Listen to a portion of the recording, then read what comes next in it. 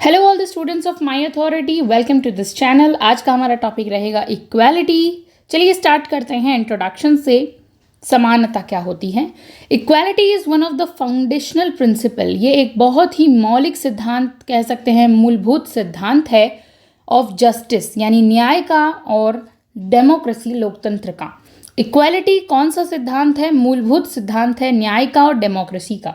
Often considered inseparable from ideals of liberty and human dignity।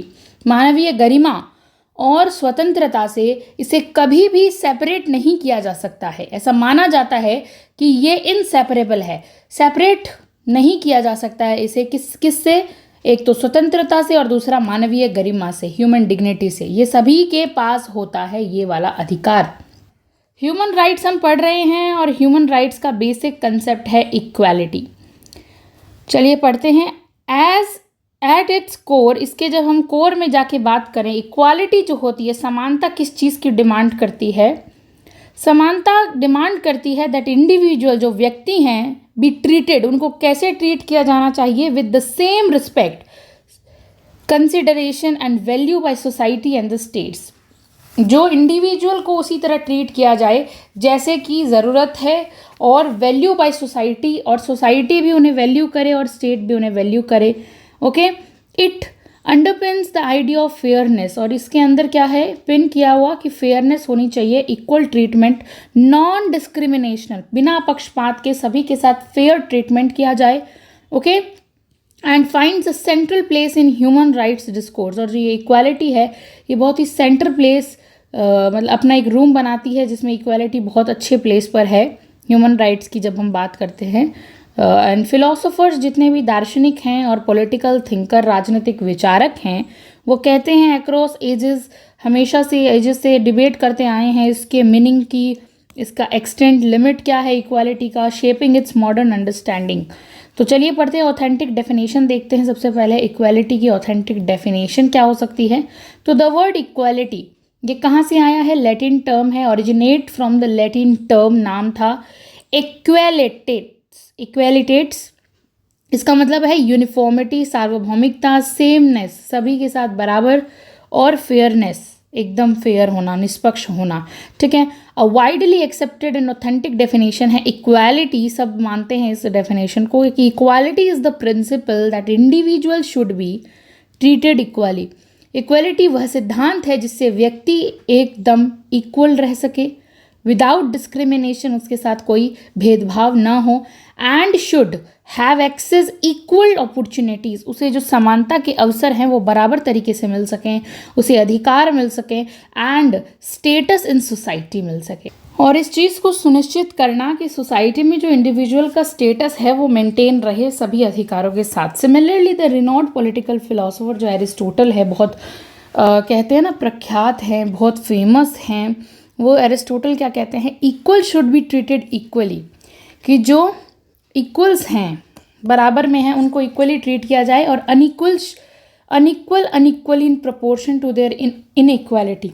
यानी कि ये निकोमेनियन ethics में ये बात कही गई है, और ये जो एरिस्टोटल का कोटेशन है जो निकोमेनियन एथिक्स में दिया गया है, इसका मतलब समझते हैं, equals should be treated equally. पहले इसको समझते हैं। ओके, इसमें कहा गया है कि if two people are the same in the ability, यानी कि दो लोग हैं, ठीक है, ये दो लोग हैं और ये सेम है एबिलिटी में, इन दोनों की योग्यता, यानी पर्सन ए है और पर्सन बी है, इन दोनों की योग्यता जो है एकदम बराबर है, तब क्या करना है? इन दोनों को सेम तरीके से आप ट्रीट करेंगे। ठीक है, इनको इक्वल तरीके से, सेम तरीके से ट्रीट करेंगे। लेकिन यही हम बात कर लेते हैं पर्सन सी की और पर्सन डी की। ठीक है, मान लीजिए पर्सन सी को बहुत हेल्प की ज़रूरत है और पर्सन डी को नहीं है, तो यहाँ पे थोड़ा पर्सन सी नीड मोर हेल्प। ठीक है, पर्सन सी को ज़्यादा ज़रूरत है, तब इनको इक्वली ट्रीट नहीं करना है। अगर फिर आप इनको इक्वली ट्रीट नहीं करेंगे तो ये फेयर नहीं होगा। मतलब ये ऐसा नहीं है कि नॉट फेयर कहला दिया जाएगा, ऐसी बात भी नहीं है, क्योंकि भाई इनमें डिफरेंस था, इसलिए आपने इसको थोड़ा ज़्यादा सपोर्ट दे दिया। अगर आप इसको ज़्यादा सपोर्ट दे देंगे तो ये अनफेयर नहीं कहलाएगा, ये फेयर ही कहलाएगा। ठीक है, कहने का मतलब है जिसको अगर ज़रूरत है इस पर्सन को, अगर इसको आप थोड़ा सा इसको हेल्प भी कर देते हैं तो ये क्या होगा, क्योंकि ये तो इसके पास तो एबिलिटी ऑलरेडी है, डी के पास तो ऑलरेडी एबिलिटी है। इसको बहुत ही ईजीली कंसेप्ट से हम एक एग्जाम्पल से समझते हैं, तब आपको शायद ज़्यादा अच्छे से समझ में आएगा। देखिए, दो तरीके के स्टूडेंट्स हैं। फॉर एग्जाम्पल हम समझते हैं student Y and student Z. Okay, दो तरह के स्टूडेंट हैं। तो ये एक्स स्टूडेंट है और एक वाई स्टूडेंट है, दोनों ही सेम हैं, तो इन दोनों को सेम तरीके से आप इनकी कॉपी चेक करेंगे और नंबर दे देंगे। लेकिन वहीं स्टूडेंट मान लीजिए एक्स है और वाई है, तो स्टूडेंट एक्स के पास थोड़ी सी डिसेबिलिटी है, वो बहुत ज़्यादा मतलब मान लीजिए वो बोल नहीं सकता या फिर वो डिसेबल है किसी भी तरीके से, तो क्या होगा, उसको थोड़ा ज़्यादा टाइम लगेगा। तो एग्ज़ाम पेपर लिखने के समय उसके साथ थोड़ा सा अगर आप अनफेयर भी हो जाते हैं ना, तो यहाँ पे ये अनफेयर चीज़ नहीं होगी, ये फेयर ही कहलाएगा। ठीक है, दिस इज़ फेयर।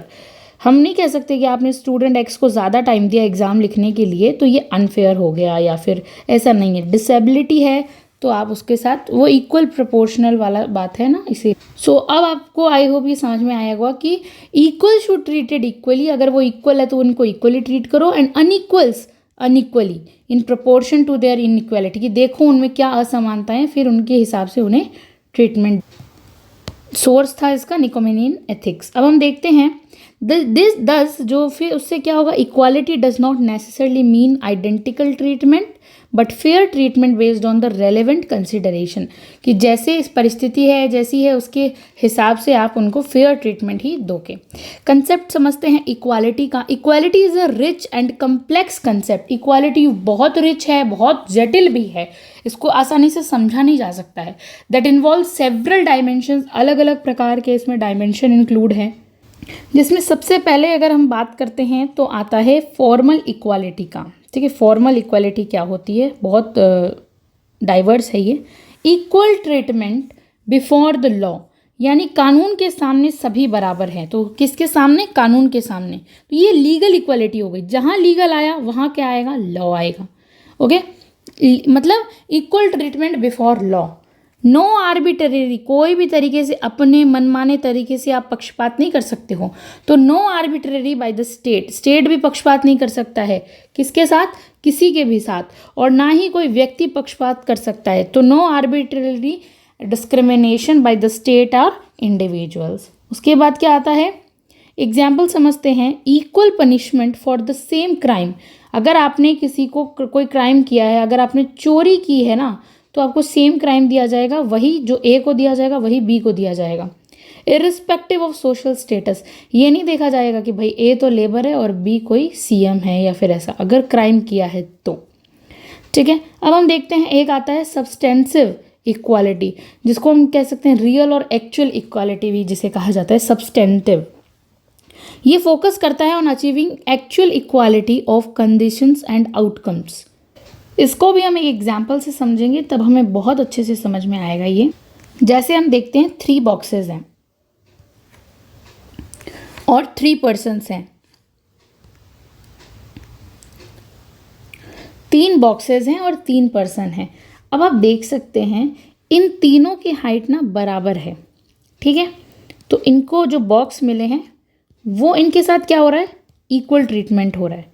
वहीं अगर मान लीजिए इस एक पर्सन की हाइट जो है वो बहुत छोटी होती, ठीक है, इस पर्सन की हाइट इन दोनों के कंपैरिजन में बहुत ज़्यादा छोटी होती, तो क्या किया जाता, तो ये किया जाता कि ये जो बॉक्स था, ये बॉक्स इसको थोड़ा और बड़ा किया जाता, ताकि ये बॉक्स इसको थोड़ा सा और बड़ा किया जाता, ताकि जो ये पर्सन है वो इनके बराबर आ सकता। तो इस छोटे पर्सन को, शॉर्टर हाइट वाले पर्सन को इनके बराबर लाने के लिए 2 बॉक्स मिलाए गए। तो यहाँ पर आप कहेंगे ये क्या, ये तो गलत बात है, लेकिन ये गलत नहीं है। इन दोनों के बराबर लाने के लिए इस पर्सन के 2 बॉक्सों की ज़रूरत पड़ी ना इसको, तो ये इक्वल फेयर ट्रीटमेंट ही कहलाता है। इसी को कहते हैं सब्सटेंटिव इक्वालिटी। इसीलिए यहाँ पर रियल एक्चुअल इक्वालिटी यही कहलाई। तो substantive equality focus on achieving actual equality देखने को मिली हमें। ठीक है, कंडीशन और आउटकम्स के हिसाब से, aims to address social and economic disadvantages, ताकि समाज में आर्थिक और सामाजिक जो डिसएडवांटेज है उसको खत्म किया जा सके। अब पॉलिटिकल इक्वालिटी देखते हैं क्या होती है।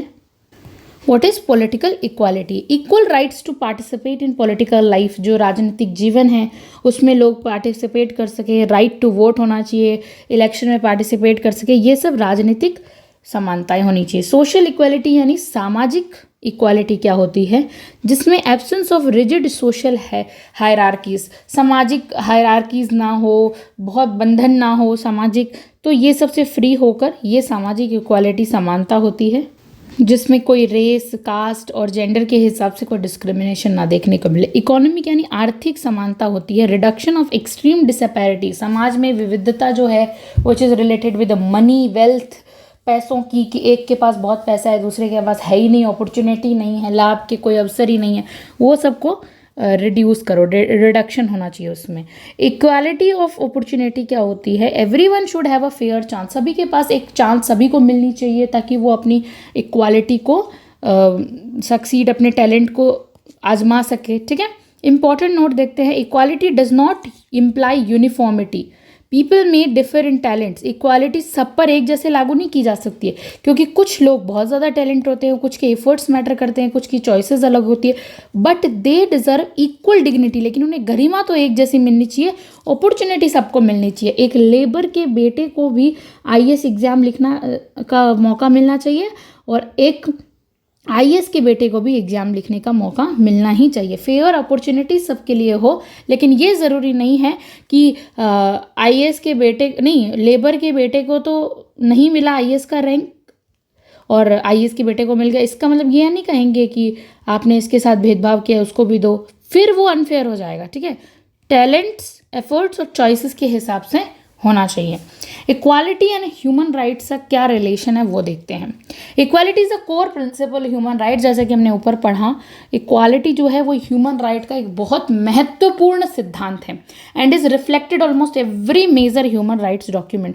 और जितने भी हम ह्यूमन राइट्स के डॉक्यूमेंट देखते हैं वहाँ इक्वालिटी को बहुत तरीके से मेजरली रिफ्लेक्ट करता है, प्रतिबिंबित करता है।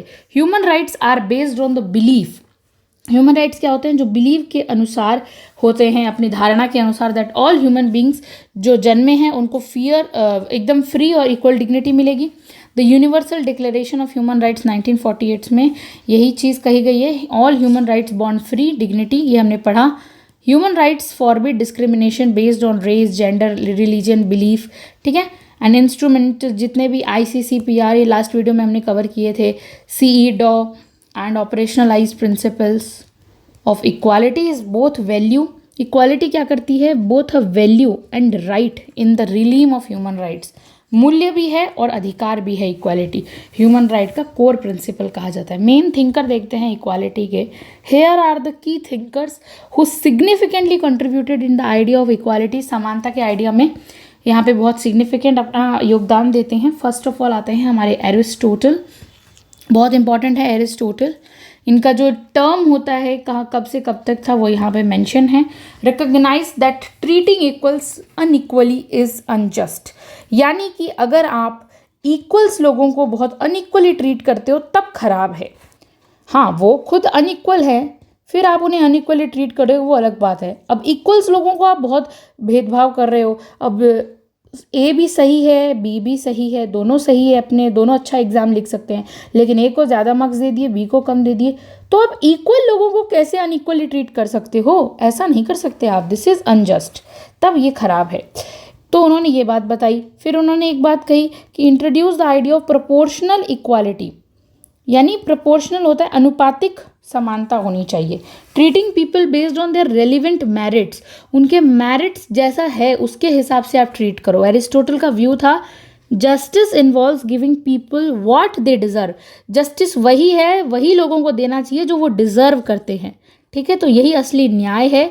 इन्वॉल्व, जस्टिस अपने आप में क्या इन्वॉल्व करता है, giving people what they deserve but the criteria of desert must be just. इसका मतलब है, तो पहले इसको हम समझते हैं एक एग्जाम्पल से, तब और क्लियर हो जाएगा। देखिए, मान लीजिए कोई है ए, वो बहुत हार्ड वर्क कर रहा है, बहुत मेहनत करता है, ठीक है। तो जब उसने हार्ड वर्क किया है, बहुत अच्छा काम किया है, तो उसको रिवॉर्ड मिलना चाहिए। क्या मिलना चाहिए? रिवॉर्ड। उसे बहुत अच्छा रिवॉर्ड मिलना चाहिए, ठीक है, क्योंकि वो इस चीज़ को डिज़र्व करता है। ओके, वो इस चीज़ को डिज़र्व करता है।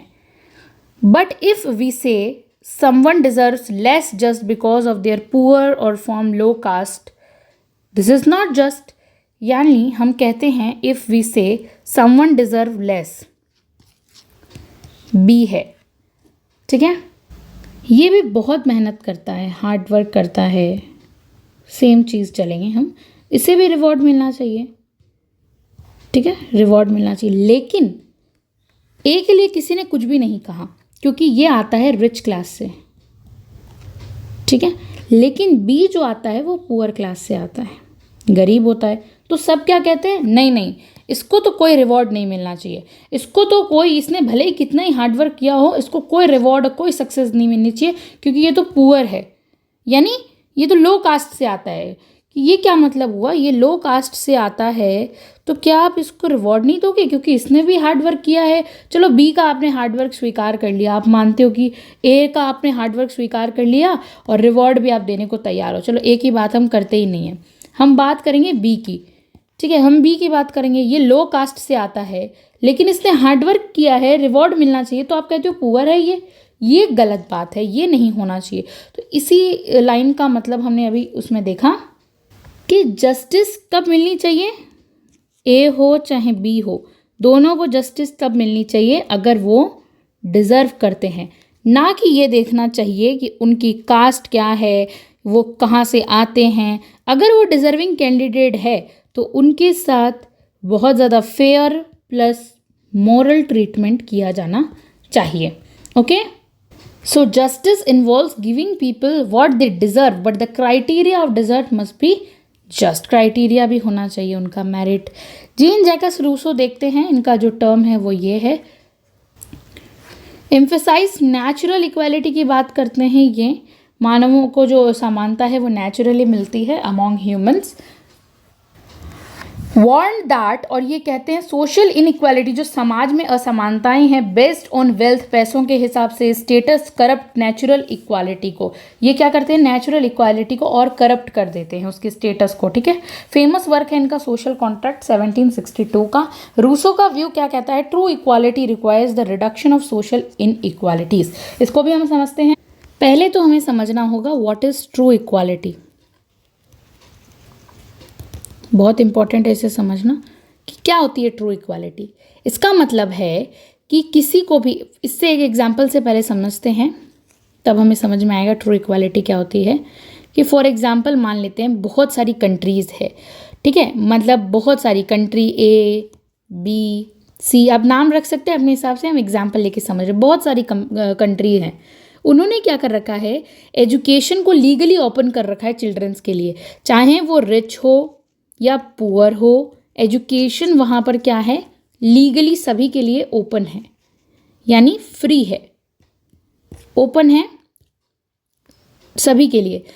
ये क्या रिप्रेजेंट कर रही है? फॉर्मल इक्वालिटी को, कि अगर एजुकेशन फ्री है तो वो फॉर्मल है, सभी के लिए है, ये फॉर्मल इक्वालिटी को रिप्रेजेंट कर रही है। लेकिन but a child from a poor family may not have the access, कि मान लीजिए कोई चाइल्ड है जो कि बहुत पुअर है, ठीक है, वो एक्सेस नहीं कर सकता किसी भी चीज़ को, फैमिली है वो पुअर है, वो मतलब एजुकेशन एक्सेस नहीं कर सकता है, क्योंकि क्वालिटी स्कूल्स है, वो स्कूल जो है वो बहुत ज़्यादा क्वालिटी वाली है, ठीक है। वहाँ पे उस स्कूल में प्राइवेट ट्यूशन्स को भी वो ऑन नहीं कर सकता है।